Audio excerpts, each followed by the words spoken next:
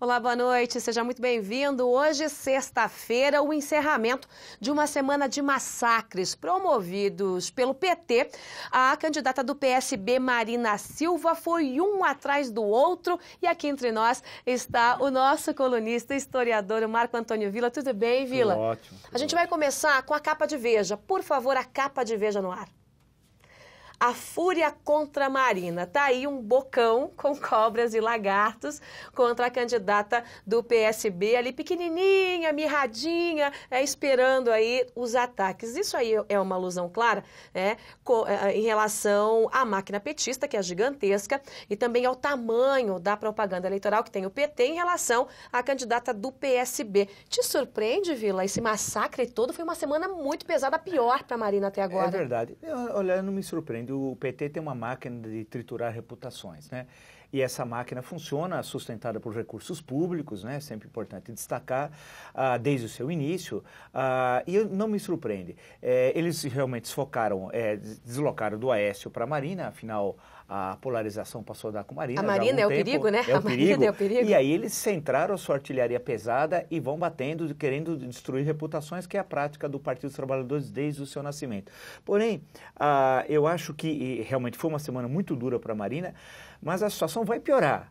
Ou seja, até chegar ao 5 de outubro, teremos mais 3 semanas de ataques violentíssimos. Eles não vão perder oportunidade para nada, né? Para transformar mentira em verdade. O PT tem essa prática stalinista, sempre teve, e agora no momento eleitoral. E por que tudo isso? É o receio de perder as eleições e perder o instrumento de mamar e saquear o Estado que o Partido dos Trabalhadores faz há 12 anos. Estou muito surpresa, Villa. Você falou da máquina de mentiras, né? O PT, sim, até anotei essa frase aqui enquanto ele falava, eu escrevia, o PT é uma máquina de destruir reputações. Eu fiquei muito surpresa com as propagandas, com o programa eleitoral dessa semana, e ontem eu conversava aqui com o ex-ministro Mailson da Nóbrega, em especial em relação à autonomia do Banco Central. E aí, numa das propagandas, sim, aparece ali uma família e a propaganda dá o seguinte recado: se o Banco Central for autônomo, como quer Marina Silva, você vai passar fome. A comida some do prato, né? Desaparece lá o arroz, o feijão que estava no prato do cidadão. Sim. Na sequência, veio uma outra propaganda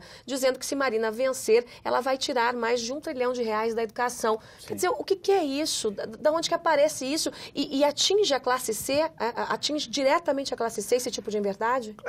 Vamos ver, né? Eu acho que, por exemplo, como a pesquisa de Ibope, que tudo bem, a gente comenta depois, não me parece relevante e tal, eu acho que no momento é difícil estimar. Mas claro que aqueles mais despolitizados, que têm menos informações, são os mais atingidos por esse tipo de propaganda mentirosa e tal.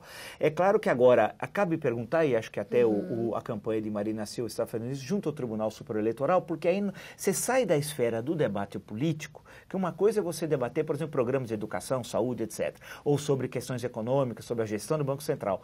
Outra coisa é você imputar ao outro, ao adversário, questões que esse adversário em momento algum colocou. Né? Portanto, você está numa outra esfera, na esfera da mentira, é uma esfera, portanto, que já está do Código Penal. O PT tem uma sedução pelo Código Penal. Isso é um velho problema do partido.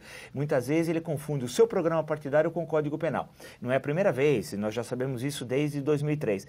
Então, no caso em especial, aí, eu acho que é uma questão muito grave, são mentiras, portanto, cabe uma ação junto ao Tribunal Superior Eleitoral. É aí que eu queria saber, quer dizer, se for uma propaganda enganosa para um produto, você vai no PROCON. Claro, claro. Diz, olha aqui, eu fui enganado. E nesse caso, então, o TSE?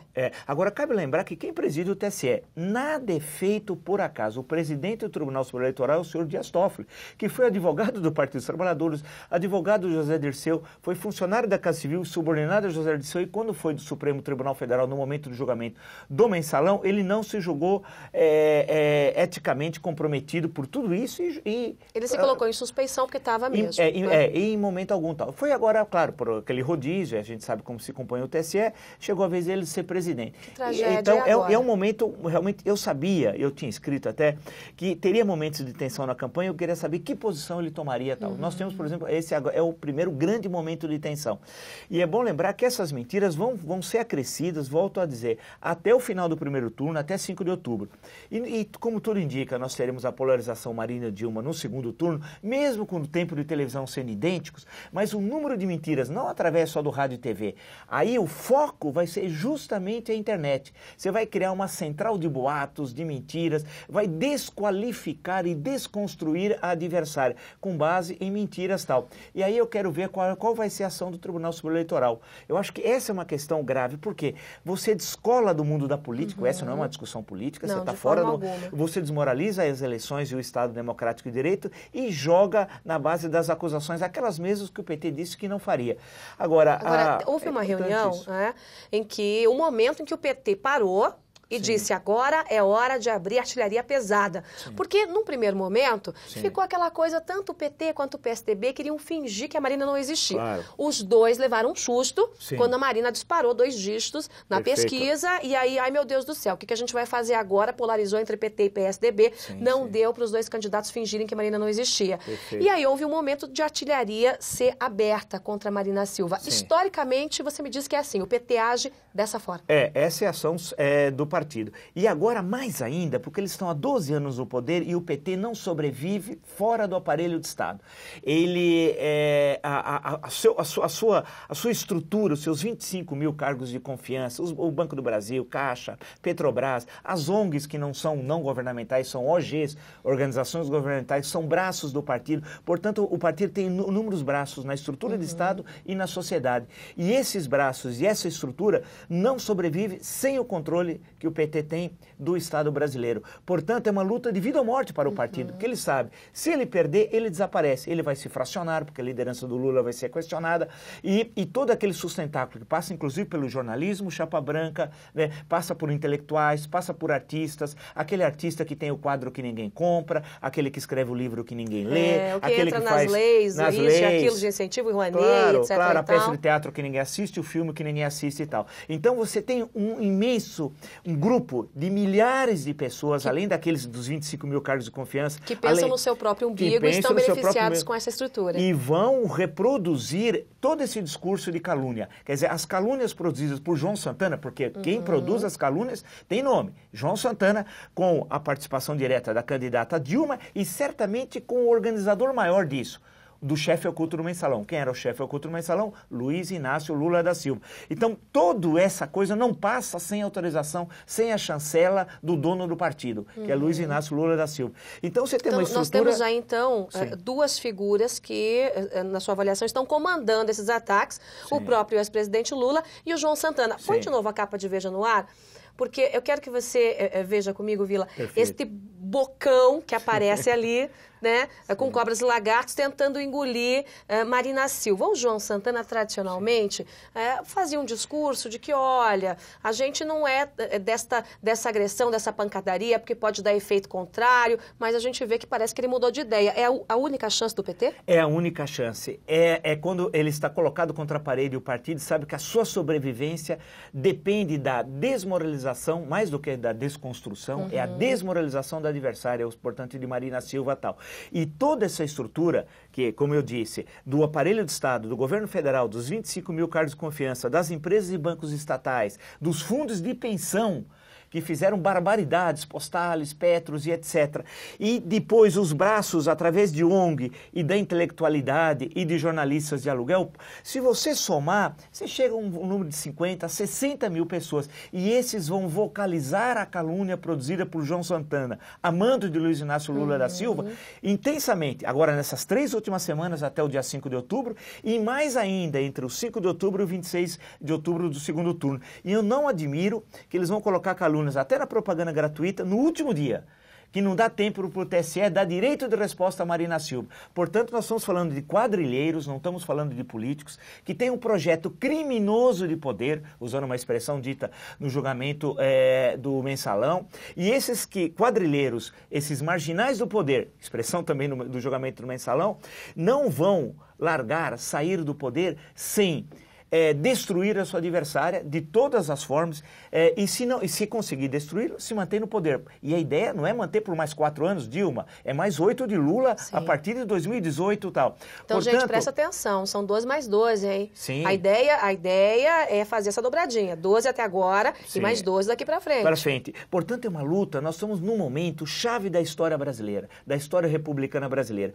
Ou o PT sai democraticamente do poder, que é o que todo mundo espera, ou nós teremos mais 12 anos, e não só mais 4, mais 12 anos de destruição do Estado Democrático de Direito, de destruição da economia brasileira, de destruição do Brasil. Porque eles não têm, o PT não tem um projeto nacional, o PT tem um projeto criminoso de poder. Portanto, são duas coisas radicalmente distintas que não se misturam. E essa quadrilha que está no poder e que instrumentaliza essas propagandas, essas mentiras em larga escala, essas calúnias, porque o PT, volta a dizer, é uma máquina de triturar reputações, a sua função é essa, liderados por Luiz Inácio Lula da Silva, e é importante destacar isso, porque nessa eleição, diferente de 4 anos atrás, o Lula é que está escondido atrás da cortina, mas quem está manipulando todos os personagens que estão no palco é ele. Só que há 4 anos atrás, ele estava lá na frente, manipulando, e todo mundo via. Nessa vez ele retorna, ele está atrás das cortinas, fazendo todo esse jogo sujo, porque o jogo sujo, volto a dizer, não ocorreria sem a autorização de Luiz Inácio Lula da Silva e as sugestões, eu tenho absoluta certeza, ele que conhece como ninguém, como fabricar calúnias, em 2006, se a gente lembrar, eles imputaram ao adversário, Geraldo Alckmin, que iria privatizar a Petrobras. Sempre esse debate teve, entre PT e PSDB, sempre eles queriam colar essa pecha no PSDB. Fizeram isso e conseguiram em 2006, tanto que no segundo turno, vale destacar, o Geraldo Alckmin teve menos votos do que no primeiro turno, algo único na história das eleições em 2 turnos desde 1989. Agora é colar pecha na Marina de defensora dos banqueiros, dos juros altos e da fome, né? Como você destacou no início. Absurda. Some a comida por causa da discussão sobre a autonomia do Banco Central. Some o livro da mão das crianças, que não gente. tem nenhuma relação, uma coisa. Onde pode sumir livro é em Cuba, que queima livros e destrói, porque é o partido, que é o regime que o PT sempre gostou, inclusive já mandou bilhões de reais, nosso dinheiro, para lá, entre outros, na obra. Somos generosos, né? Somos generosos extremamente generosos, como o caso do Porto de Mariel. Agora, o importante é destacar que esse trabalho cabe aos setores democráticos da sociedade brasileira ficarem atentos. É uma questão chave, é a defesa das liberdades, porque um segundo governo Dilma vai ser um governo de censura à imprensa, eles vão colocar em prática tudo que eles falaram de controle social da mídia, vão controlar os jornalistas com aquele conselho que eles queriam criar, e vão atacar os setores econômicos que se posicionam contra esse projeto criminoso de poder, e vão fazer de tudo. É bom lembrar que Dilma vai nomear, caso seja eleito, espero que não, 5 novos ministros para o Supremo no seu quadriênio. O quadriênio, portanto, de 14 a 18 vão ser nomeados 5. E aí vai só ter um ministro no Supremo que não vai ser nomeado por ela, que é o Gilmar Mendes. Portanto, vai ser 10-1. Então é importante a gente destacar que esse momento é chave. Ou nós acordamos, saímos da indiferença e nos colocamos contra esse projeto criminoso de poder, ou eles vão se manter no aparelho de Estado e impor a sua vontade, esse projeto, como já fizeram nos últimos 12 anos. E essa questão, Joyce, para concluir, de impor ao outro o que o outro não pensa. É incrível essa eficácia do PT. Fez isso em 2002. A classe C é o alvo do PT nesse momento. São as famílias que têm como renda de 2 a 5 salários mínimos. Perfeito. Né? E a ideia é espalhar essa cultura terrível do medo. A Marina Silva deu uma declaração essa semana dizendo o seguinte, olha, é uma briga de Davi contra Golias. A Marina usa muitas expressões bíblicas, histórias bíblicas, né? Faz aí esse tipo de analogia. E é uma briga de Davi contra Golias quando você vê o tempo de TV. Claro. São quase 12 minutos com 2 minutos e uns quebradinhos. Claro. É um latifúndio e o outro difícil. É um minifúndio. Usando antigas expressões do debate político dos anos 50 e 60 no Brasil, você tem o latifúndio do PT, né? Com todo o poder da Casa Grande, do autoritarismo, da violência, do senhor Zubaraço e do Cutelo, que é o senhor Luiz Inácio Lula da Silva, e aquele minifúndio lá pequeno que está tentando sobreviver em condições extremamente difíceis e tal. Então existe essa contradição. E essa contradição é importante a gente destacar. Na hora do segundo turno você vai ter tempos iguais. Mas não pensa que serão iguais, porque existe a máquina de triturar reputações da internet, especialmente. Porque antigamente o boato era de boca a boca, você soltava um panfleto, um jornal falso e tal. Agora a internet tem esse papel. E na hora que você for ver onde está o servidor, ele vai estar na Tailândia, no Afeganistão, questão, até em qualquer lugar. Já estamos em outra eleição. E aí o efeito não é possível você ter um mecanismo de se proteger frente aos efeitos danosos da calúnia produzida pelo PT. Portanto, isso é importante também, Joyce, para a Marina, porque a Marina, em certo momento da campanha, ela já como candidata, após o trágico acidente do 13 de agosto, ela imaginou que seria um debate de ideias, né? Mas não é, não. Nós temos claramente um debate de um projeto, volto a dizer, insisto na expressão, criminoso de poder e outros dois projetos democráticos distintos para o Brasil, o projeto de Marina Silva e o projeto liderado por Aécio Neves e tal. A grande questão é que esse debate não é no campo das ideias. O PT não quer discutir no campo das ideias, porque ele sabe que perde no campo das ideias, no campo da política. Ele vai através da força. Como agora nós não estamos num momento da luta armada, ninguém pode querer fazer um assalto ao céu através da força armada, se usa então o outro instrumento, o instrumento da calúnia e usando, volto a dizer, esse exército fabuloso, né? São milhares que estão vinculados ao aparelho do Estado. E eu tenho certeza que todas essas denúncias, é fácil a gente constatar pela internet, são reproduzidas pelos blogs de aluguel, são reproduzidas pelos artistas. E no segundo turno, especialmente, vai pegar, por exemplo, o Nordeste. Nós sabemos a importância dos 9 estados do Nordeste no colégio eleitoral brasileiro e tal. Aí vai ser acabar com o quê? Com o Bolsa Família. Claro, porque o instrumento Mas é eles já estão dizendo isso. Já estão dizendo que Marina ou Aécio vão acabar com o Bolsa Família. Só mantém o Bolsa Família e PT. Então, tem essa que é os dois já disseram, gente, isso é uma loucura. Nenhum candidato vai chegar, se eleito, vai chegar lá e vai dizer, olha assim, eu vou acabar com o Bolsa Família, porque seria uma revolução no Brasil, um absurdo. Essa coisa da educação, cortar dinheiro da educação, isso de autonomia do Banco Central vai fazer a comida sair do prato, que os especialistas todos estão dizendo, um Banco Central tem que ser autônomo, e autônomo do governo e autônomo dos bancos privados, é uma autonomia completa. Claro, como em países em que o Banco Central é autônomo. Ou será que a Europa não sabe fazer isso, os Estados Unidos não sabem fazer, né? Não, é importante destacar, inclusive porque imputa a candidata Marina a razão das altas taxas de juros, que elas são altas por causa do governo Lula, dos dois governos Lula e do governo Dilma. Isso não tem nada a ver, então você imputa ao outro aquele que não tem nenhuma responsabilidade por aqueles fatos. E aí diz, não, ela é candidata dos banqueiros e nós somos o candidato do povo em geral, não.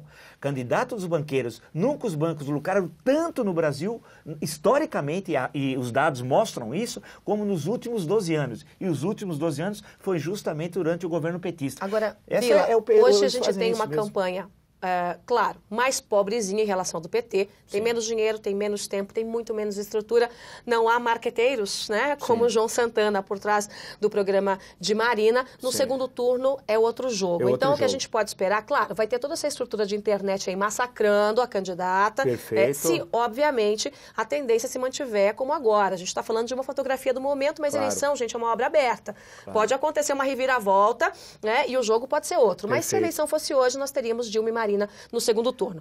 Partindo desse pressuposto, que as duas cheguem lá. No segundo turno, claro que o empresariado vai ficar mais generoso com as duas candidaturas. Então você entra numa igualdade de tempo de TV, numa igualdade de recursos e numa igualdade também de chamar a gente qualificada para esta guerra, que é uma guerra. Hoje o PT, mais cedo, inclusive, eu fiz aqui uma coluna sobre isso, o PT vai na briga de rua. Enquanto Marina e Aécio lutam judô clássico. Quer dizer, é uma coisa que não fecha. Claro.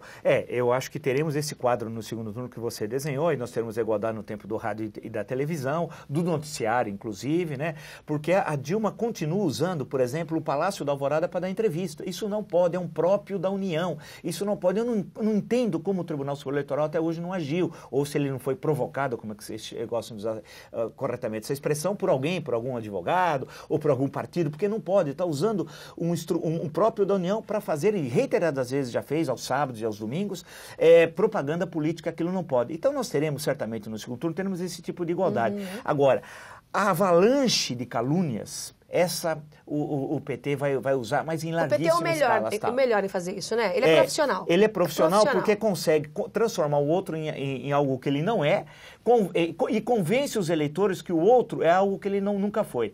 Consegue fazer isso, tem uma eficácia disso. Portanto, eu insisto nessa questão. Nós estamos numa luta, e aí até a imagem de Davi Golias é até interessante, lembrada pela candidata Marina, mas em aqueles que têm uma campanha milionária, que tem toda a estrutura do aparelho do Estado, que tem tem os sindicatos, quase todos os sindicatos, que tem as ONG, os movimentos do sem qualquer coisa, porque tem movimento até do sem camisa, etc. Tudo isso, tem os artistas, os intelectuais, a maior parte deles, né, que são sustentados, são os intelectuais de chapa branca, sustentados pelo Estado. Portanto, você tem um leque enorme que vai estar a serviço desse processo de destruição do Estado Democrático de Direito.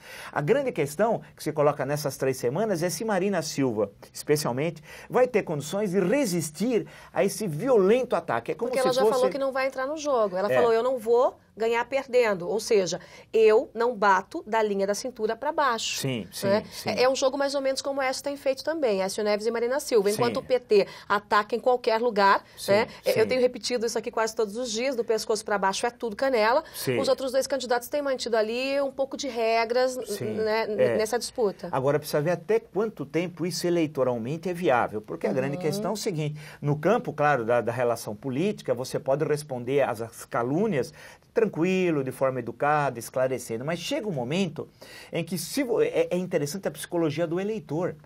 O eleitor pode imaginar que a sua resposta educada, tranquila, é um sinal de fraqueza, e não um sinal de que você quer colocar a discussão, sair do campo da calúnia e ir para o campo da política. Por isso que isso também pode ser, é necessário ter muito cuidado, perigoso, em determinadas circunstâncias, que você pode dar uma ideia de fragilidade da sua candidatura, feita a agressividade e as calúnias levantadas pelo outro. Portanto, é um momento de um terreno ainda minado, né, muito complicado. Nós temos, e falamos uma vez logo aqui nas nossas primeiras conversas, a eleição mais animada desde 1989, com aquele ponto de interrogação que ninguém sabe o que vai acontecer no dia seguinte, não é só na semana seguinte ou no momento da eleição. E agora, e o PT tendo um quadro, vale lembrar, Joyce, que há 2 meses atrás, 2 meses, não estamos falando 2 anos, 2 meses, o PT espalhava que ganharia no primeiro turno.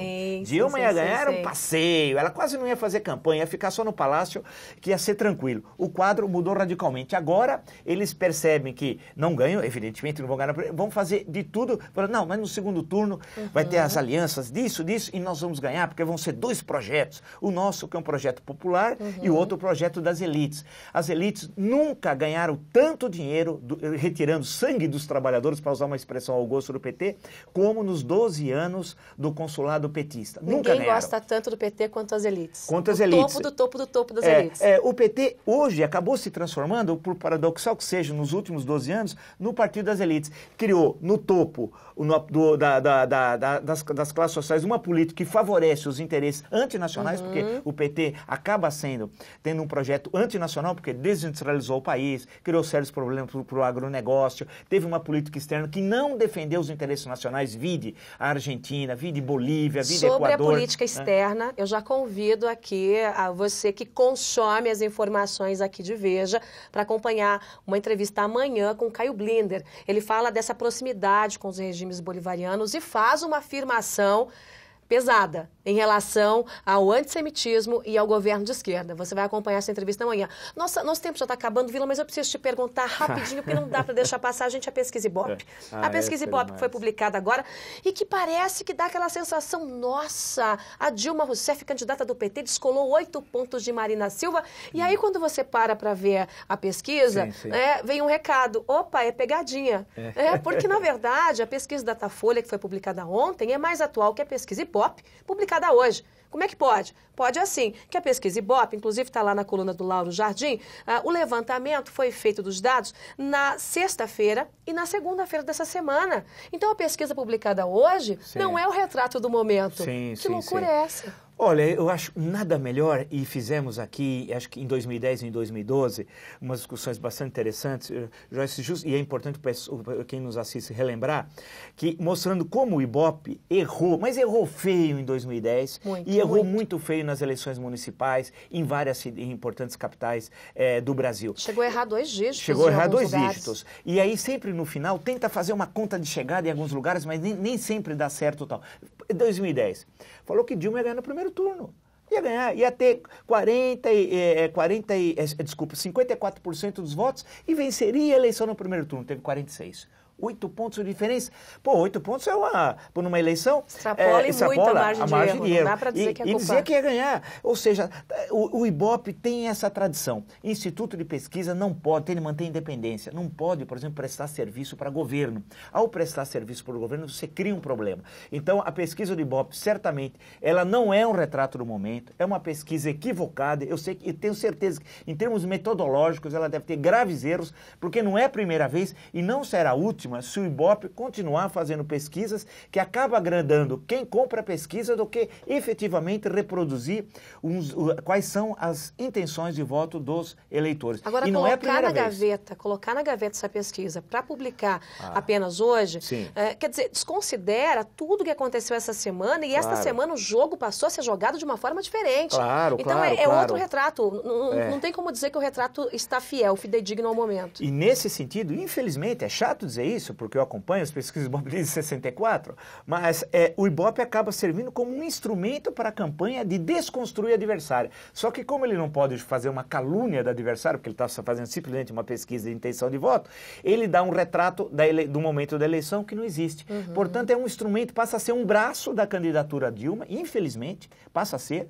Dessa forma, afinal, a pesquisa foi feita lá atrás e só divulgada agora, portanto, ela não reproduz o momento, ela teria de ser divulgada na segunda-feira, no máximo na terça-feira. É um desserviço para a informação, É um desserviço e um desserviço também ao próprio Ibope. Isso faz mal ao Ibope. O Ibope tem uma longa tradição de pesquisa, em certos momentos não era questionado, mas recente, nas últimas eleições, tem errado e errado muito. E o que me chama a atenção, Joyce, é que passa a eleição e não há uma autocrítica por parte do Instituto de Pesquisa. Dizer, olha, nós erramos, porque há uma absoluta incompatibilidade entre Ibope e resultado das eleições. Não acertou até hoje, nas últimas eleições, ao menos as 3 últimas, nenhuma vez. Os números são muito distantes da margem de erro. Muito bem.